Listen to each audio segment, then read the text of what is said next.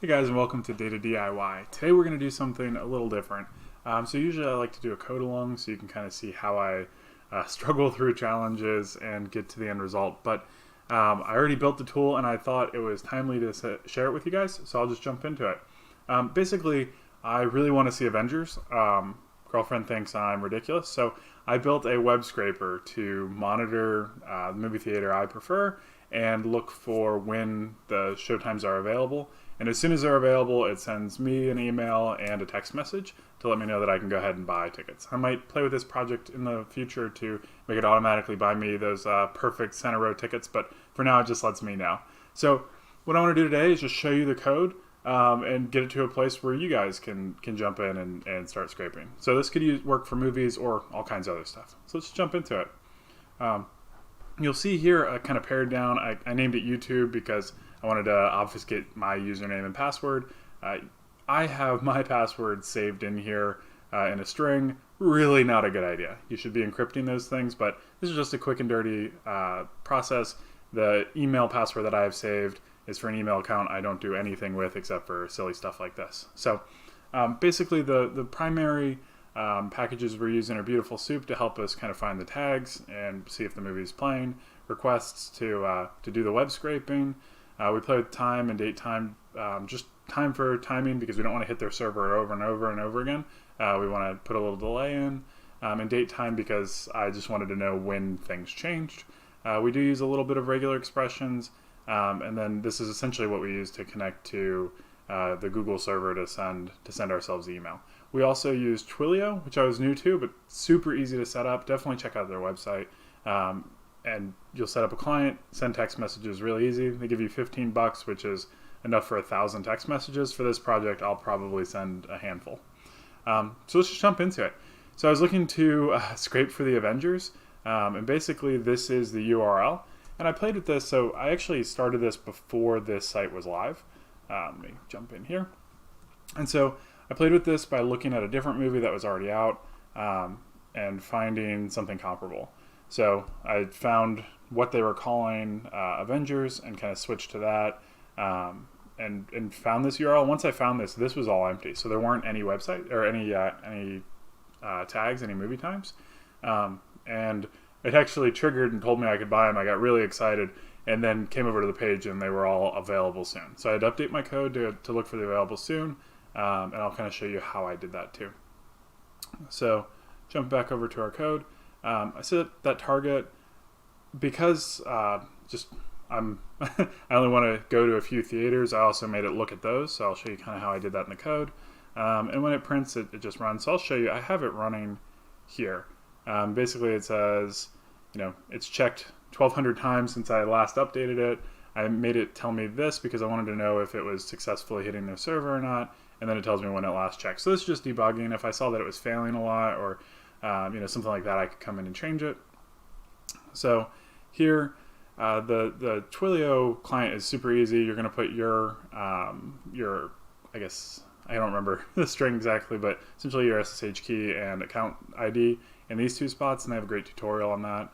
And then the format is really easy, just to from body. So this is the phone number you want to send it to. This is the phone number associated with your Twilio account.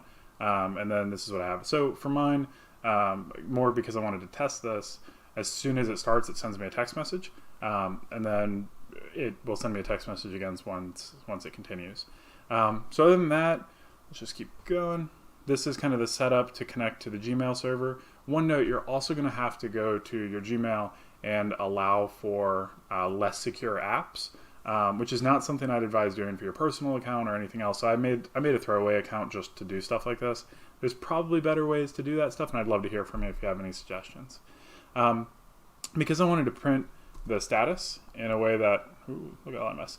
I wanted to print this line over and over again without it running. I kind of use that that system out that wraps back to the same line, and just use that to clear the line every print.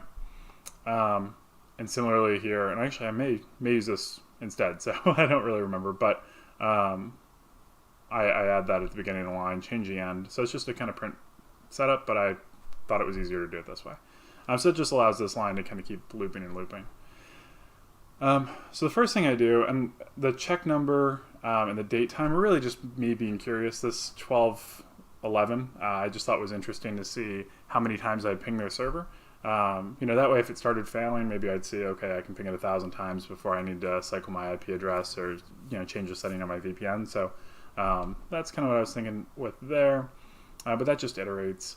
And then I put it on a time delay in seconds, which I set up here to 60 seconds, or 1 minute. And then essentially this is kind of the meat of the HTML graph. So I did it all in one line. If you look back on the other tutorial on web scraping, I think I broke it up into what you more traditionally see, where you pass the request, and then on another line you save a variable content where you grab the content, and then you turn that into soup with beautiful soup. But here I did it all in one line, just thought it was easier.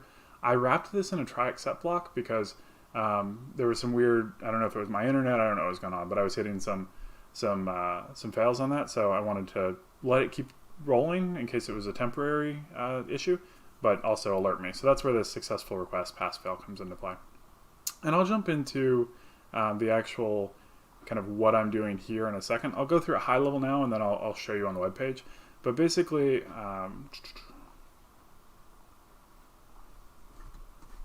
the way their web page works, and I'll go through in the actual developer tool. Each one of these segments for a different theater is broken down with show times theater. And within that, there's only really one link, and that's the link here. So I grabbed that link here to tell me which theater I'm looking at. And again, I have that list of theaters I'm interested in, and then I handle that behavior. So if that link is in theaters, then I do the rest of it. So some of the theaters are too far away, or just inconvenient, not places I like to go. So those are really the three that I'm focused on. Then once I do that, I search for all of the showtime tags, which are these guys. So it just gives me all of them regardless of their status. And then I also search for kind of this longer class, and that's basically where this available soon resides. And I grab the text and see if it's available. Not PEP8 compliant, should be wrapping this text. I guess I could clean that up, but basically look for the available soon. And then if those numbers, so the number of showtimes, the number of these little buttons, and the number of not available are not the same, then tickets are for sale, and I continue the workflow. Otherwise, this doesn't break, tickets for sale is still false, and we keep on going.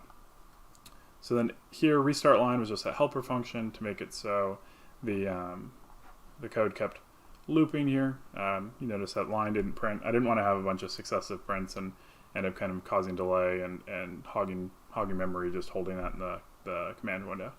And that's about it for checking. So this in and of itself, just where we're at here, would continue to cycle here and then print the tickets found, yay, number of checks and the date time. So then from there I wanted to send an email, and I started with sending an email and then added the text message. So I just used the same message format. So the way that the subject line works and everything, when you're using this method for sending an email, the subject and the body are just separated by 2 returns. So I broke that out separately. I thought it was a little bit more readable. Essentially just use format to add the check number and date time, just for my curiosity. It gives me the link, so I can go, whether it's an email or a text, I can click that on my phone and immediately go and buy the tickets. And I can change the subject dynamically. So I'll probably use this in the future. Oh, I'm gonna have to block all this out. So let me go ahead and remove it. Oops. Okay. So sorry about that. I'll go through and obfuscate that so you don't have my phone number. But basically, I sent it to myself and my girlfriend so that if I was busy, she could buy tickets and vice versa. And so that's just the Twilio API, which is pretty helpful. And then to actually send in the email, essentially I create the SSL connection, connect to the server, and then send. Again, I save it as a string, don't do that, but my username and password, I log in, and then I send the email and pass the message. And this is a list, so it's pretty cool. Up here where I set that. Sorry, I'm jumping around a good bit. Up here. So I send that also to me and my girlfriend, so if one of us is busy, the other can buy it. And that's pretty much it. Exceptions would print here. Hopefully that doesn't happen. I'm looking at this. I probably want to put a try except here just in case there's some sort of failure. I want it to still try and send the email. And then it prints this. So basically with this code, I'm using this for movies because I'm really excited about the Avengers movie coming out, but you could use this for most things. I think concert tickets or anything else. You know, some obviously this piece here, where you're setting it up to kind of identify what elements of the page you're looking for a change in to trigger, trigger that tickets are for sale. You'd have to change, and I'll kind of show you now how I went about doing that. So, jumping in here, Control-Shift-I on Chrome opens the developer tab. Let me move that over. Cool, here it is. And this is kind of ugly. So I'm going to start out just grabbing the header. And that opens this tree up for us nicely. And you can see here that movie theater that I'd listed in that theaters branch. And so basically you can see the Showtime theater. Let me scroll down. So that's just the block for the Georgetown Theater. And so I was looking at this and then grabbing the first link in it. And if that was in my list of theater links, then I would accept it. And then to find these individual tags within that, I essentially looked for, I think the Showtimes, I don't want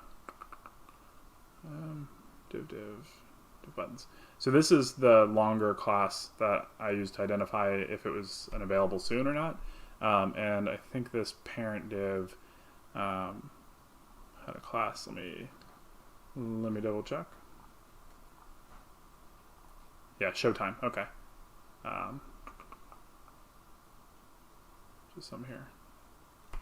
Losing my mind. I don't see it, but here it is. Okay, so this is the parent div, and that parent div of Showtime just identifies each of these buttons, so I can get a count of the total number of buttons, the total number of Showtimes, and then after that, I can look within them to see which ones have this class and the available soon tag, and that's how I know that it's not really an available Showtime, and the difference in those two counts tells me that I'm good to go or not. And so here's the rest, and that's really the end of it. When I first built this, I didn't have this capability, so as soon as this populated with the available soon, I got an email. It was 1:37, and I really excitedly jumped on my phone and then couldn't buy a ticket. So that was a bummer. But I got home and I made these changes, and here I am. So this is cool because when I go to work, when I'm doing whatever, this is just running on my machine, and I'm hoping that I'll be able to be one of the first people to buy Avengers tickets here at the local theaters. So anyway, I hope that helps. If you use it to see Avengers, that'd be awesome. Let me know. I'd love to hear how successful you are. If you're using it for other things, it'd be fun to hear and kind of see how you're using it too. Anyway, this is Evan with Data DIY. Thanks for listening, and I hope you enjoy.